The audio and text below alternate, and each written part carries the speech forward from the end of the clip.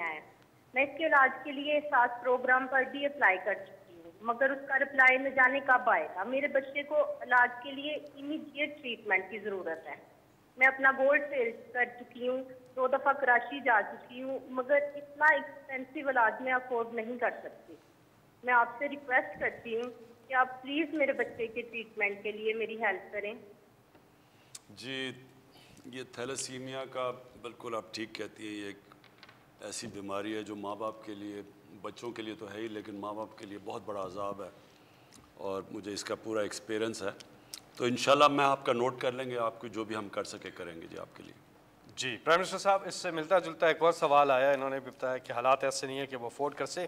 یہ سوال social media پر ایک نہیں کئی دفعہ آیا ہے کہ یہ بتائیں کہ مہنگائی جو ہے اس پہ کیسے قابو پائیں گے. مہنگائی جو ہے اس سے ہمارے بہت برے حالات ہیں, اور ہمیں آپ میں امید تو نظر آتی ہے, لیکن مہنگائی جو ہے وہ کم نہیں ہو رہی.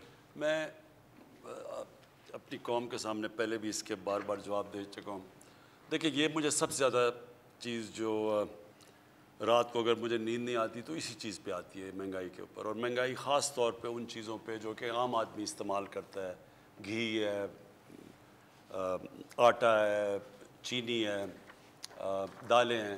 یعنی یہ ایک عام آدمی کی جو استعمال کی چیزیں جب یہ مہنگی ہوتی ہیں تو یہ اس کا بہت زیادہ بوجھ پڑ جاتا ہے ان لوگوں کے اوپر جو کہ تنخواہ دار ہیں, جو کہ مزدور ہیں. اور یہ ایک قوم جو اپنے ان لوگوں کا دھیان نہ رکھ سکے وہ سویلائز قوم نہیں ہوتی. میں کبھی بھی ایک قوم کو, اگر آپ نے جائزہ لینا ہونا کہ قوم کتنی سویلائز ہے, مہذب معاشرہ کیا ہے, تو جتنی اس میں زیادہ انسانیت ہوتی ہے. کبھی بھی آپ ایک قوم کے امیر لوگ کیسے رہتے ہیں اس پہ قوم کے اوپر نہ فیصلہ کریں کہ وہ قوم کدھر کھڑی ہے, اس کے غریب لوگ کیسے رہتے ہیں. تو میرے لیے یہ سب سے بڑا رائے ہے, کیونکہ یہ مہنگائی ایک ایسی چیز ہے, اور خاص طور پہ یہ جو کھانے پینے کی چیزوں پہ. لیکن میں آپ کو صرف یہ یقین دلانا چاہتا ہوں کہ یہ جو ہم اس کا طریقہ سب سے بڑا یہ ہے کہ ہم اپنا جو ایگریکلچر ہے, زرعی اصلاحات صحیح کریں, کسانوں کی مدد کریں تاکہ پیداوار بڑھ جائے. جتنی پیداوار بڑھتی جائے گی اتنی مہنگائی آپ کی کھانے پینے کی چیزوں کی کم ہوتی جائے گی. اور اس کے لیے جو ہم اب کسان کارڈ لے کے آ رہے ہیں, یہ بڑی خاص چیز ہے. ہمارا جو تقریباً 65% کسان ہے وہ 5 ایکڑ کی زمین سے کم اس کے پاس زمین ہے. تو چائنا نے بھی جب غربت کم کی تھی انہوں نے ان لوگوں کی مدد کی تھی. اب ان کے پاس اتنے وسائل نہیں ہیں کہ یہ اپنی زمین پہ پیسہ خرچ کر سکیں, پیداوار بڑھا سکیں. تو اس کے لیے ہم کئی قدم اٹھا رہے ہیں. ایک ورکرز ٹرین کر رہے ہیں اس سیکٹر میں, ٹرینڈ ورکرز پرائیویٹ سیکٹر سے لے کے جو جائیں گے اور کسانوں کو نئی ٹیکنیکس کا بتائیں گے, یہ چھوٹے کسانوں کو. پھر ان کے لیے کسان کارڈ آیا ہے جو کہ ان کی مدد, ان کو سبسڈائز, ان کو کم خرچوں پہ کھادیں دے گا, ان کو کریڈٹ دے گا. جو ابھی وہ آرتی کے پاس جانا پڑتا ہے, بڑا پیسہ خرچ کرنا پڑتا ہے, ان کے لیے کیڑے مارنے والی دوائیں, یعنی ان کی مدد کریں گے کہ وہ پیداوار اپنی بڑھائیں. تو اس سے ہوگا جیسی جیسی پیداوار بڑھتی جائے گی چیزوں کی قیمتیں ویسی نیچے آ جائیں گی. اگر ہم گندم کی پیداوار 10% بھی بڑھا دیں تو پاکستان میں اتنی گندم ہو جائے گی کہ ویسے ہی آٹے کی قیمت سٹیبل ہو جائے گی جا کے. تو میں لیکن آپ کو اس کی 2-3 وجوہات ہیں. ایک تو یہ ہے کہ ہمارے پاس کمی ہو گئی پچھلے سال گندم کی, 40 لاکھ ٹن گندم ہمیں باہر سے امپورٹ کرنی پڑی. باہر گندم زیادہ مہنگی تھی, اور میں جب گندم مہنگی ہوتی ہے باہر سے تو یہ ہو ہی نہیں سکتا کہ پاکستان کی گندم مہنگی نہ ہو, یعنی ہمارا آٹا مہنگا نہ ہو. دوسری چیز, یہ جو ہم چیز کر رہے ہیں آپ کے کسانوں سے سیدھا ڈائریکٹ اٹھا کے ریٹیل, یعنی جو شہروں میں ان کی پیداوار آئے, اس سے بہت زیادہ قیمتیں نیچے آ جائیں گی. یہ بھی ایک طریقہ ہے. اس میں ایک سٹوریج علیحدہ ہو تاکہ وہ اپنی چیزیں سٹور کر سکیں, ٹرانسپورٹیشن ہے. پھر وہ ڈائریکٹ, یعنی جو بیچ میں پیسہ بنتا ہے وہ نہ بنے, وہ کسان کا بھی فائدہ ہو اور سستی چیزیں ملیں شہر میں. لیکن میں آپ کو صرف ایک چیز بتانا چاہتا ہوں کہ 1 سال میں دنیا میں کیا ہوا ہے. اب ہم جو چیز امپورٹ کرتے ہیں وہ تو باہر سے آتی ہے, اور ادھر کیا ہوا ہے. جون 20 سے لے کے مئی, اس سال کی مئی تک, یعنی پچھلی جون سے لے کے اس مئی تک تقریباً 1 سال میں تیل کی قیمت 100% بڑھ گئی. یعنی کہ ایک وقت پہ تیل تھا تقریباً 34 روپے کا اور اب پہنچ گیا ہے تقریباً 67 روپے کا. تو پاکستان میں تیل اس دور پہ کتنا بڑھا کیونکہ ہم نے پوری کوشش کی کہ لوگوں کے اوپر نہ اس کا اثرات جائے. اگر ہم تیل بھی 100% پیٹرول اور ڈیزل بڑھا دیتے تو ساری ٹرانسپورٹ مہنگی، ہر چیز مہنگی ہو جانی تھی. ہم نے صرف 11.18% تیل بڑھایا ہے جبکہ دنیا میں وہ 100% بڑھا ہے ایک سال میں. پھر پام آئل، یہ جو گھی مہنگا ہو گیا. گھی دنیا کے اندر کیونکہ ہم باہر سے سارا ہمارا پام آئل پتہ نہیں 4.5 ارب یا 5.5 ارب کی ہمیں امپورٹ کرتے ہیں پام آئل کی. تو دنیا میں پام آئل بڑھا ہے 70%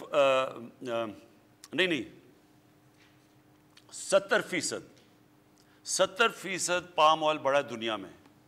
پاکستان میں ہم نے صرف 27% بڑھایا ہے.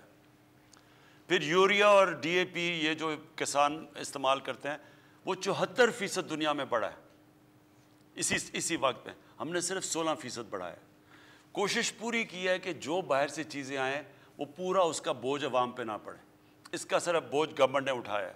تو انشاءاللہ ہماری پوری کوشش ہے کہ ہم آگے جا کے اور آپ کے لیے اپنی قوم کو بچانے کے لیے کہ باہر سے مہنگائی نہ ہو، ہم کوشش کریں گے آگے سے ڈی اے پی بھی پاکستان میں ہی بنے کیونکہ یہاں فاسفورس ہمارے پاس فاسفیٹ ہے.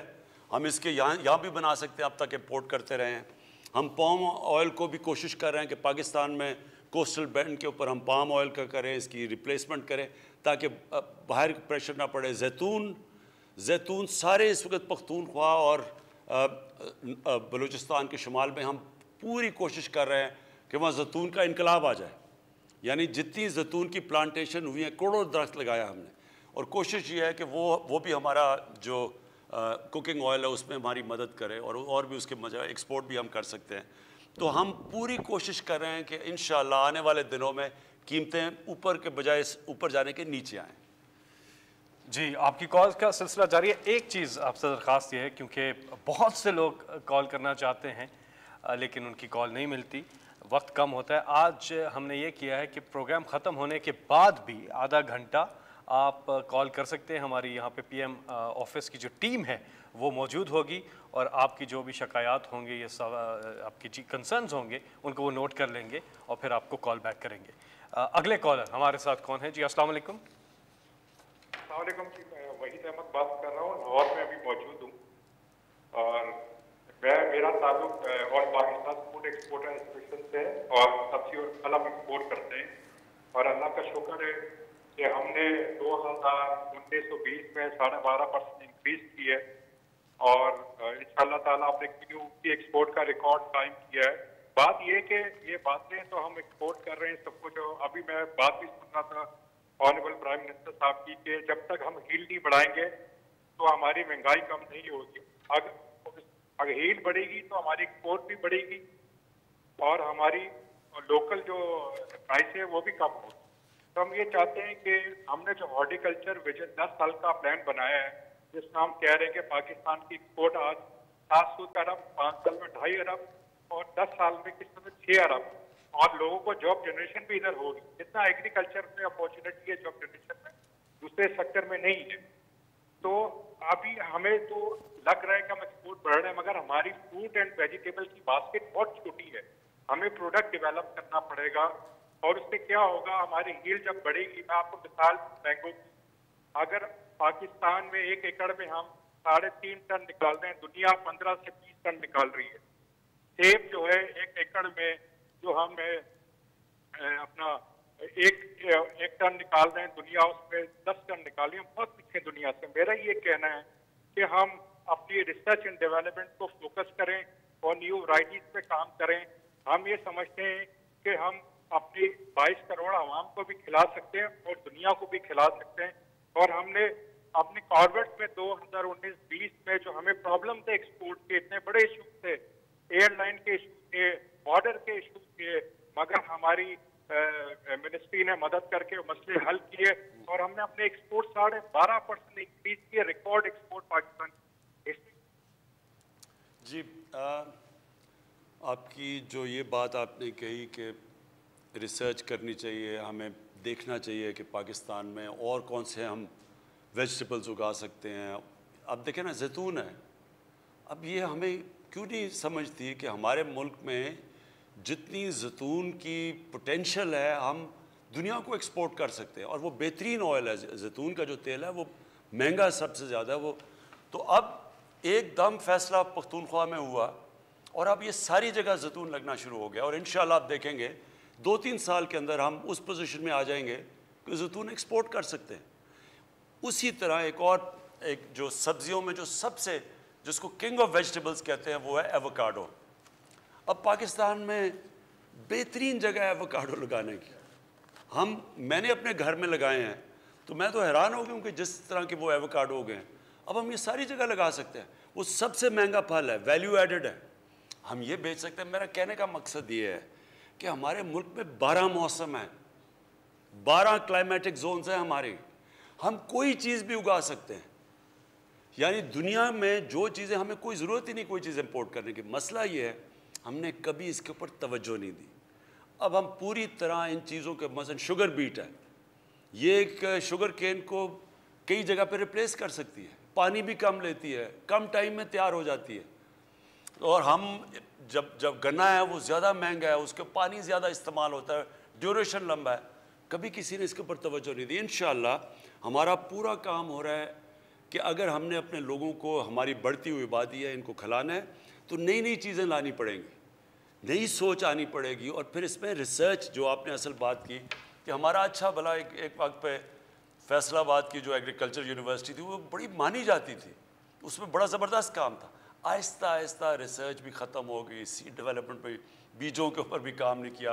ہندوستان میں وہ 7 والا پنجاب ہے, وہاں وہ زیادہ پیداوار ہے, ان کی ہماری کم ہے. ہم ہندوستان والی پیداوار لیں تو ہم گندم ایکسپورٹ کر سکتے ہیں اور بھی چیزیں. سو اینی وے اس کے اوپر انشاءاللہ ہم کام کر رہے ہیں. جی پرائم منسٹر صاحب, اب ہم آگے بڑھیں گے. ایک سوال ہے سوشل میڈیا پہ احتساب کے حوالے سے, لیکن ہمارے ساتھ ایک کالر ہیں, آج کے اس پروگرام کے آخری کالر, لیکن پروگرام ختم ہونے کے بعد آپ اپنے ریکارڈ کروا سکتے ہیں میسیجز جو بھی ہوں ادھر آفس میں. جی السلام علیکم. جی وعلیکم السلام.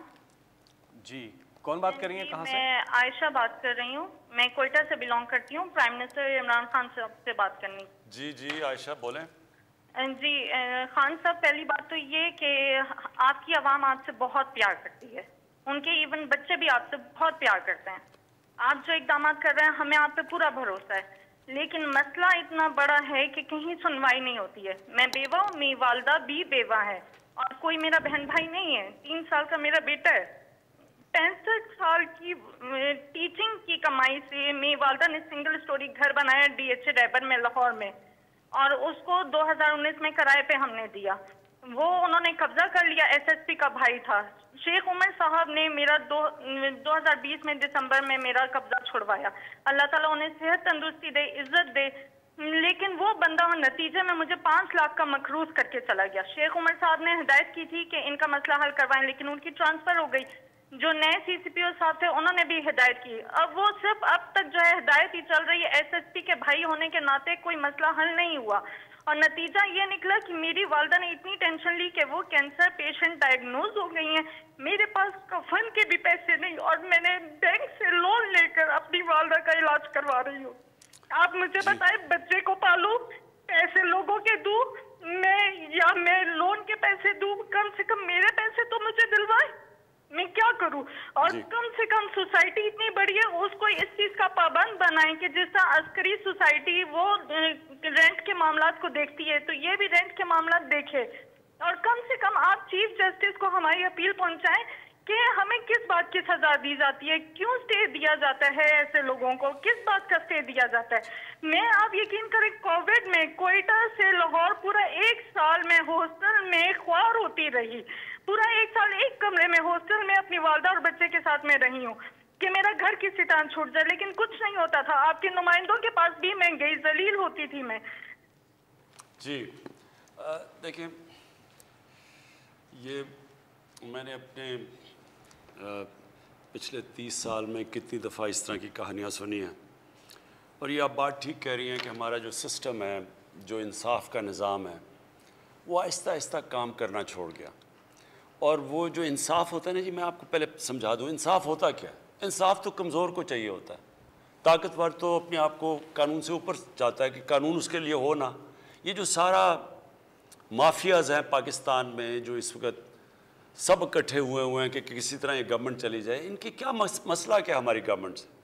ان کا مسئلہ یہ ہے کہ یہ قانون کے اوپر رہنا چاہتے ہیں اور اگر یہ قانون کے اوپر رہتے ہیں تو یہ ملک آگے اس لیے نہیں بڑھ سکتا کیونکہ کوئی بھی دنیا میں جس ملک میں قانون کی حکمرانی نہیں ہوتی وہ ملک آگے نہیں بڑھ سکتا. جتنے بھی ملک آگے بڑھے ہوئے ہیں, کیونکہ جس کا بھی واسطہ پڑا ہے باہر ایڈوانس سویلائز ترقی یافتہ ملکوں کو دیکھنے کا, تو ان میں ایک چیز ہوتی ہے قانون کی حکمرانی, کوئی قانون کے اوپر نہیں. وہاں مافیاز نہیں کام کر سکتے, وہاں قبضہ گروپ نہیں چل سکتا, وہاں آپ کو سفارشیں نہیں چاہیے ہوتی, آپ کو پرائم منسٹر کو ٹیلی فون کر کے نہیں بتانا پڑتا کہ جی میرے گھر کے اوپر قبضہ ہوا ہے اور کسی طاقتور نے, اور ہم ہیں بھی, اور اگر کوئی آدمی بھی نہیں ہے گھر میں مدد کرنے والا تو ان کا کیا بنتا ہے. یہ ساری جو جنگ ہے جو اس کے لیے میں پولیٹکس میں آیا تھا, انصاف کی تحریک, اس ملک میں کمزور کی حفاظت کرنے کے لیے, کمزور کو اور طاقتور کو قانون کے نیچے لانے کے لیے یہ سٹرگل ہے. یہ ساری جو پی ڈی ایم ہے یہ چاہتی ہے ہم قانون کے اوپر ہوں, ہم جو مرضی کریں, کیسز پرانے بنے ہوئے ہیں لیکن ہم ان کو معاف کر دیں نہیں تو گورنمنٹ کرا دیں گے. یہ بھی وہ شوگر مافیا ہے, انہوں نے کہا جی ایف آئی او کون ہوتی ہے ہمارے اوپر کرنے کے لیے, وہ انہوں نے جب شوگر ایسوسی ایشن نے ایف آئی او کو خط لکھ دیا کہ تم اگر کرو گے ہم چینی کی قیمتوں پر بڑھا دیں گے اگر ہمارے اوپر کارروائی کرو گے. یہ ہر جگہ لوگ بیٹھے ہوئے ہیں, یہ جد و جہد ہے. دیکھیں انصاف کی تحریک ہوتی ہے, انصاف کے لیے قوم کو آزادی کی جنگ لڑنی پڑتی ہے ان مافیا سے, اور یہ ایک جہاد کا نام ہے. یہ اللہ کا حکم ہے کہ میری زمین پہ انصاف قائم کرو. میرا آپ سے یہ وعدہ ہے کہ میری پوری کوشش ہے جب تک میں اقتدار میں ہوں, جب تک میں نہیں بھی ہوں, میں اس کے لیے لڑوں گا. ہم نے پورے اپنے جو سارا انصاف کا نظام ہے عدلیہ کے ساتھ بیٹھ کے ریفارمز کے لیے بھی ہم تیار ہیں, اپنے جو ادارے ہیں ان کو بھی ٹھیک کر رہے ہیں. یہ جو اب تک ہمارے آنے سے پہلے نیب کام کر رہی تھی تو نیب نے کتنے لوگوں کو پکڑا اور ہمارے صرف 2.5 سالوں میں نیب نے کتنا پیسہ ریکور کیا. میں صرف اس لیے آپ کو بتانا چاہتا ہوں کہ اداروں کو جب آپ مضبوط کرتے ہیں, جب آپ ان کو روکتے نہیں ہیں تو وہ ادارے کتنے بہتر کام کر سکتے ہیں. جب عدلیہ کے اندر آپ انٹرفیئر نہیں کرتے, ڈنڈے سے چیف جسٹس کو نکالتے نہیں, تو عدلیہ بھی پھر تکڑی ہو جاتی ہے. اسی طرح سارے جو ادارے ہیں جب آپ ان کو اپنا کام کرنے دیتے ہیں تو وہ نظر آ جاتا ہے. کیا میں صرف اس لیے آپ کو پہلے یہ بتانا چاہتا ہوں کہ نیب نے 18 سالوں کے اندر 2017 تک 18 سالوں تک صرف 290 ارب روپیہ انہوں نے وصول کیا تھا جو چوری کا پیسہ ہے. ہمارے 2 سالوں کے اندر نیب نے 484 ارب روپیہ ریکور کیا. اینٹی کرپشن پنجاب نے 10 سالوں میں جو پچھلے 10 سال تھے نون لیگ کے, اس میں صرف 2.6 ارب روپیہ ریکور کیا تھا. ہمارے 2.5 سالوں کے اندر جو زمین ہی صرف انہوں نے ریکور کیا وہ 218 ارب روپیہ. میں صرف آخر میں آپ کو یہ کہہ رہا ہوں کہ یہ ہے جنگ چل رہی طاقتور کو قانون کے نیچے لانے کے لیے. آپ کی تو انشاءاللہ ہم نے نوٹ کر لیا, ہم پوری آپ کی کریں گے, لیکن سسٹم ایسا ہونا چاہیے کہ آپ کو کمپلین نہ کرنی پڑے, سب کو قانون سے ڈرنا پڑے. اور یہ ایک جہاد کا نام ہے, یہ ہم لڑ رہے ہیں انشاءاللہ. جس طرح جا رہا ہے, جس طرح میں نے آپ کو بتایا کہ یہ طاقتور لوگوں سے پیسے وصول کیے ہیں, یہ کبھی پاکستان میں پہلے نہیں ہوا. اتنے طاقتور لوگ جب جیل میں جا کے پھر دھمکیاں دیتے کہ عمران خان تمہیں بھی ہم دیکھ لیں گے, یہ پہلے کبھی انہوں نے جیلوں کے چکر نہیں لگائے. یہ اس دور میں ہو رہا ہے اور پہلی دفعہ آپ دیکھ رہے ہیں. اور اصل میں یہ چینج یہ ہے کہ طاقتور کے اوپر ہم اڑے ہوئے ہیں کہ ان کو ہم نے قانون کے نیچے لے کے آنا ہے. کسی سے زیادتی نہیں کرنی, کسی کے اوپر غلط کیسز نہیں بنانے, لیکن جو انہوں نے اس ملک سے فراڈ کیے ہیں, چوریاں کی ہیں, ڈاکے مارے ہیں, جرم کیا ہے, ان کو اس جرم کی سزائیں دلوانی. یہ ہم کامیاب ہوتے جائیں گے انشاءاللہ. جیسے ہم کامیاب ہوں گے یہ خود ہی ملک بدلتا جائے گا. یہ جو چھوٹے چھوٹے نیچے قبضہ گروپ بیٹھے یہ خود ہی ڈر جائیں گے سارے, جب انہیں پتہ چلے گا کہ اب کسی کوئی سفارش نہیں چلے گی. یہ قبضہ گروپ اس لیے کامیاب ہو جاتے ہیں کہ ان کو پولیس کی پروٹیکشن مل جاتی ہے, طاقتور کوئی ایم این اے پروٹیکٹ کر لیتا ہے, اس لیے کام کرتے ہیں. لیکن جب ان کو یہ پتہ چلے گا کہ کہ اس ملک میں کسی قسم کی سفارش نہیں چلے گی، انصاف ملے گا، یہ خود ہی ختم ہو جائے گا سارا جو قبضہ گروپ ہے۔